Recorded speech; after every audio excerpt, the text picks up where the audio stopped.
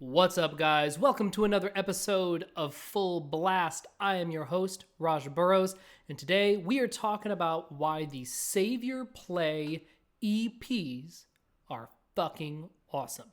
But before we get into that, please be sure to like and subscribe. You can click the little bell icon below if you want to get notified anytime a new video goes live. Let's get into it. So we're going to keep this video. We're not going to go half an hour like the last ones. We're going to keep this one moving. So the Savior plays. So because we're talking about EPs, that means we're talking about ENTPs, ENFPs, ESTPs, and ESFPs. But we're talking about the jumpers.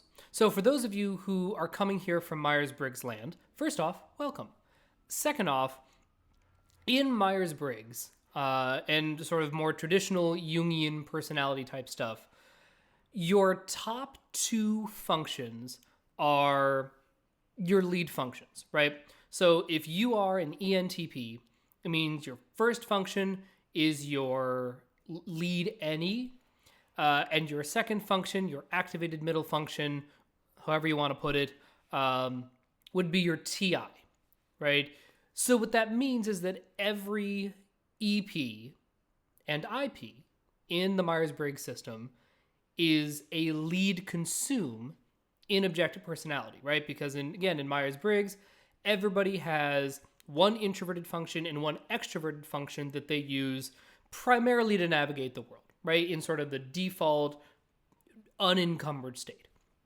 In objective personality, we have these things called jumpers, which means that somebody can have two functions that are both extroverted that they use to navigate their life, the world, whatever.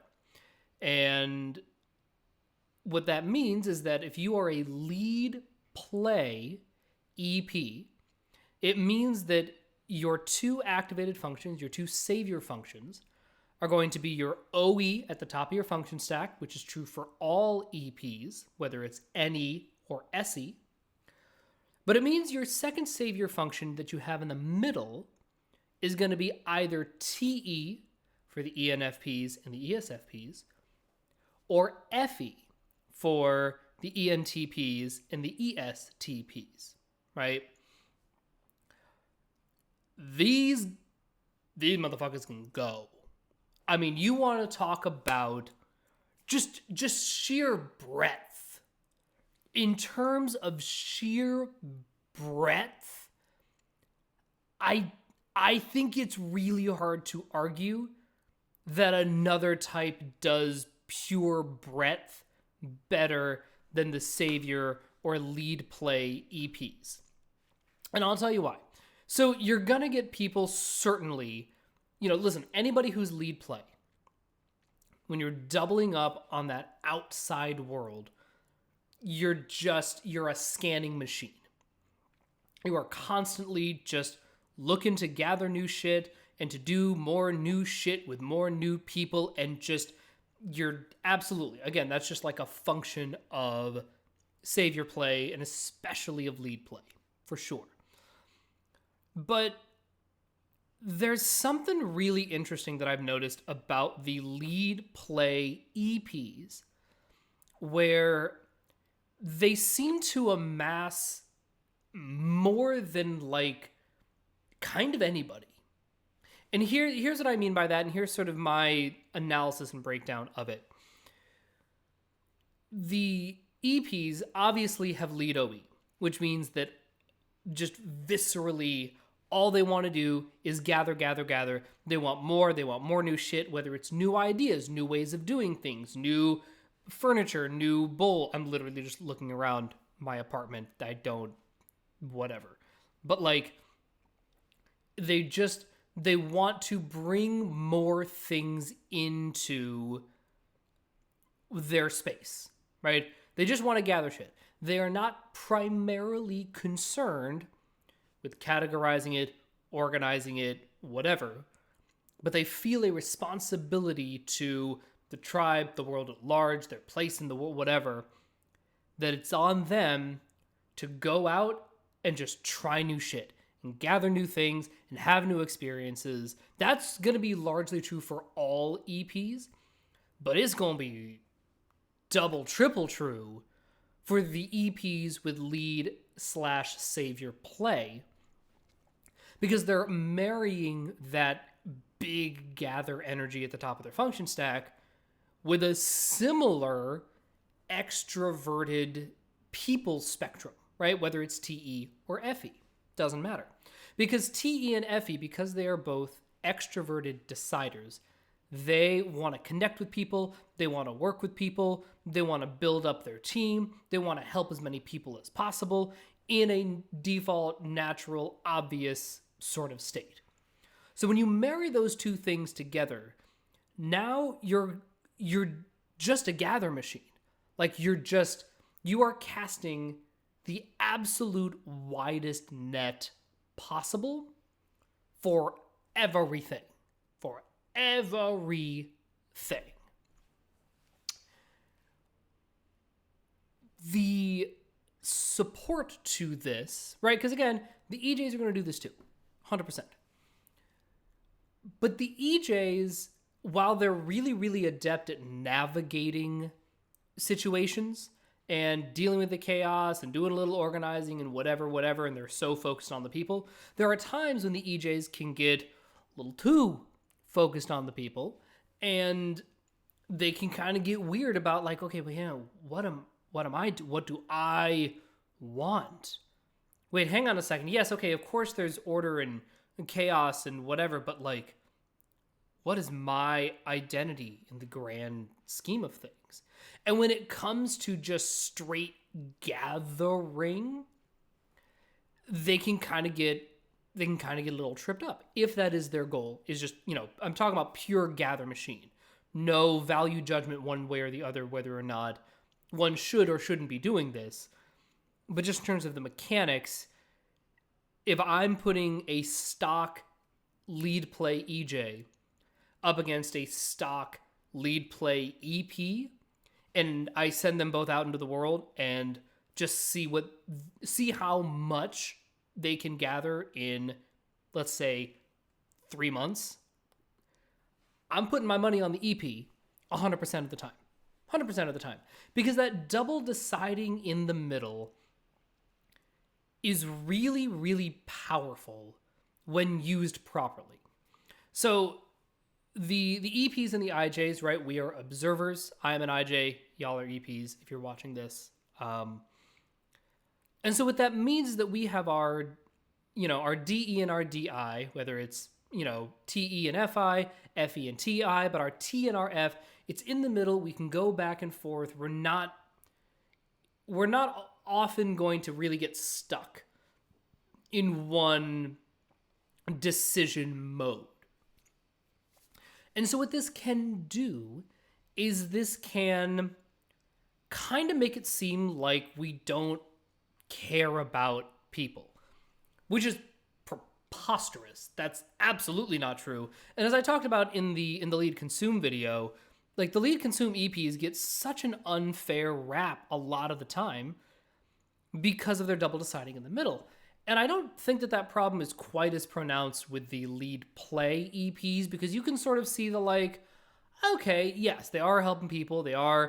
I get it. They're putting their energy outward and people can see it and they can bounce off of that and whatever. That's great. But there is still this vibe, this tendency that you can kind of see of like, wait, hang on a second. You just care about things. And again, I don't think that that's fair either. The EPs that I have seen who are lead play and who are just like crushing it care super, super deeply about people. They are not these like weird sociopath monsters who just have total disregard for humanity and only care about amassing as much whatever is. But that's not true. That's just not how that is a deliberately malicious interpretation of this type, and I'm not here for it. Because what I see when I see these lead play EPs just doing all this gathering is that they don't get bogged down in people drama when it doesn't matter. And that's the key. The again, this is true for all types. Like once you've really worked on your middle functions and your upper and lower functions, and you're starting to become a little bit more balanced and holistic, and you can navigate situations that are maybe a little trickier by yourself, whatever, you learn really, really quickly that all of this function stuff and all of these tools and all this whatever, it's all situation dependent. It's all like, it doesn't, like, of course there are going to be situations where you naturally thrive or you naturally struggle, or whatever. But the people who are like really moving forward in life, they don't think about, well, I don't know, this isn't my strongest function. Like, that's not generally in their field of consciousness in the moment. It's just, all right, this is the void that needs to be filled. This is what needs to get done. Is anybody? Nope. All right, I guess it's on me. Let's fucking go. But I think that, again, with the lead play EPs in particular, when you watch the deciders, where they really start to feel, stuck, or I can't, or I don't know, it's because oftentimes it's because they're in some sort of weird decider swing, and they can't square their two decision makers, right?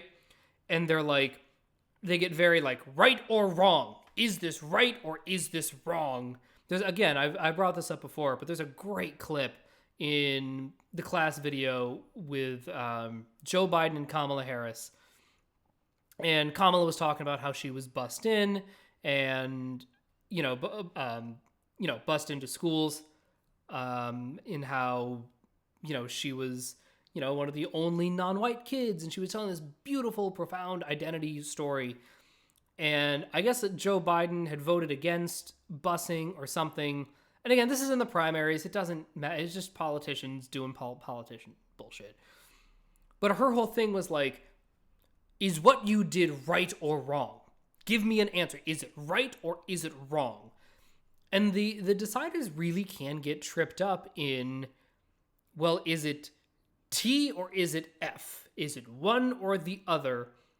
And poor Joe Biden is like, I mean, listen, I had my reasons at the time, and times change, and my feelings on things evolve, and the political landscape evolves, and I've always been interested in moving progress forward, and sometimes it's forward and back and forward and back. And he tries to be like, listen, it's more complicated than just right or wrong. And Kamala was having none of it, at least in the moment, at least, in the context of whatever. And the lead play EPs in particular, they can just keep it moving. They can just keep it moving all the time, whatever it is. We're going to talk about the ways in which they pay for it, but at a baseline, they just keep it moving, because they don't get bogged down in the like, well, okay, well, what's the mechanics and the block banging and the logic, and then what are the values? They don't get stuck in either of them. They're like, all right, here's a little bit of logic that keeps you moving forward, and here's a little bit of block banging that keeps you moving forward. And then again, their keep it moving energy, because they're always going to default over time if you watch these people for, make 100 decisions, 60 to 65% of them are going to more directly benefit the tribe. Or they're going to be more focused on connecting with the tribe or helping fellow tribe, or whatever you want to say, right? And when you help the tribe and you do shit for the tribe, and especially if you do it in a very balanced way that isn't like, we are on a team and you are important and and fuck that guy and who am I, and like, that can get a little intense. But if you have savior play and you're an EP, you have that muscle of, lifting up other people and promoting other people and connecting with other people and being out in the world with the humans without being overly dogmatic. It's incredibly charismatic. It's so cool to watch. And so for me, like my epitome of just like how to be in the world in so many ways is Kevin Hart. So Kevin Hart is an audio MF, so masculine sensory, feminine extroverted decider. So he's SEFE, lead play, and sleep last. So he's play, consume, blast, sleep last. This motherfucker is cranked up. I mean, he is cranked. He is out there in the world, banging on the heads of the tribe members, gathering shit, trying new things, doing this show and that. I mean, here's the thing.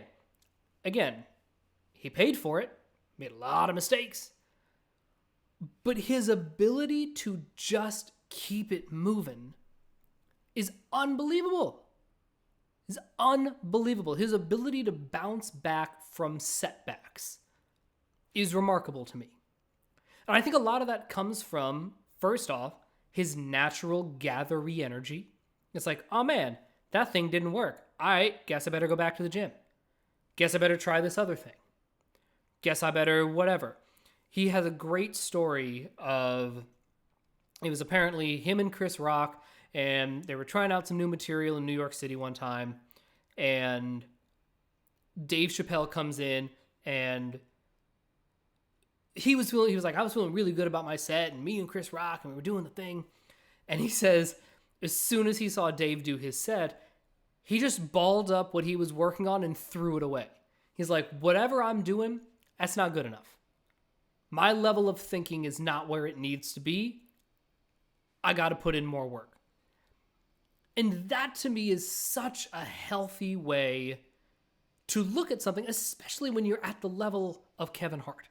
Listen, if you are brand new at something, if you're a brand new stand-up comic, don't fucking compare yourself to Dave Chappelle. What are you, nuts? No! First off, he's arguably the greatest and most lauded person in the history of stand-up comedy. And, like, won the Mark Twain Prize for humor. And, like, this is not the guy to be comparing yourself to. But when you're at Kevin Hart's level, that's the bar. Like, absolutely. He recognized what this other tribe member was doing and just got very... He's like, you know what? Yes, I was working on this thing, but it's not good enough. I got to start over. I got to go gather some more ideas, some more experiences. I got to put more work into doing whatever, because it's not where I want it to be. And what I love about that story is the ease with which he just threw out what he was working on. Here's the backside of this. In order for the lead plays to really crush it, and I mean to like, because again, listen, anybody can do anything, anybody can be successful, but the lead plays in particular, the extroverted success is going to be something that just happens.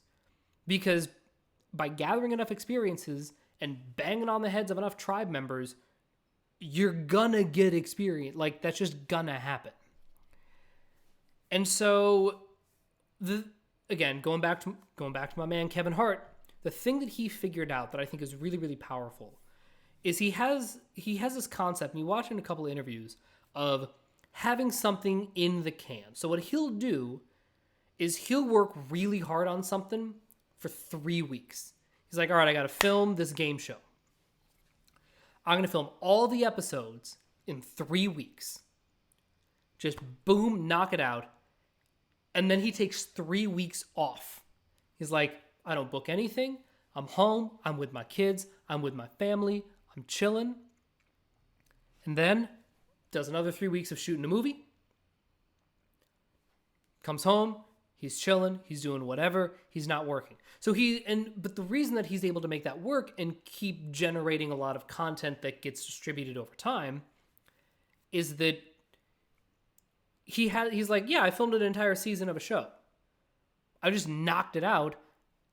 And now he doesn't have to worry about like parsing out his energy over time, because that's hard for him.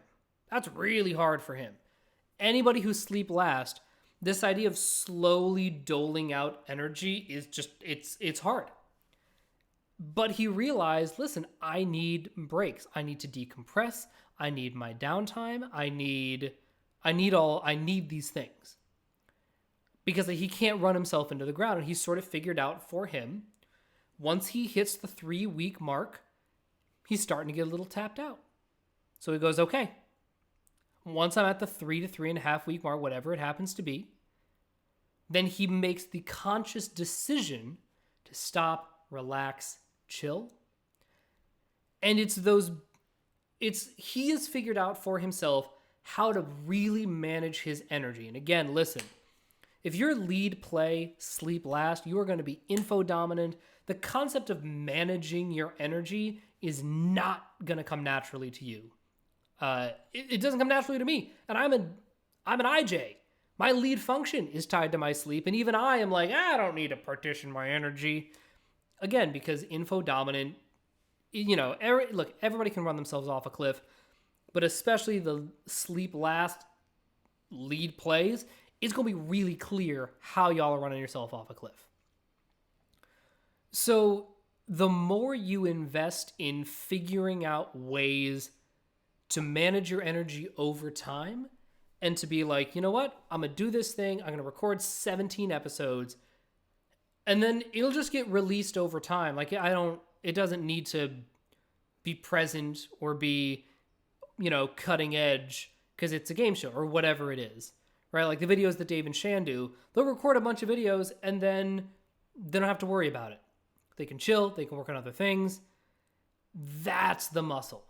That's the muscle. And if you really figure out what works for you in terms of managing energy, gathering your energy, keeping it really tight, and really relaxing into that and exploring that and taking the time to do that, the stuff that you produce in the outside world is going to be that much better, that much more interesting, that much more vibrant, because you've taken the time for yourself systematically to organize for yourself, to really sort of have a schedule that you stick to that lets you do everything you need and want to do, but it lets you do it in a way that's actually manageable and actually sustainable.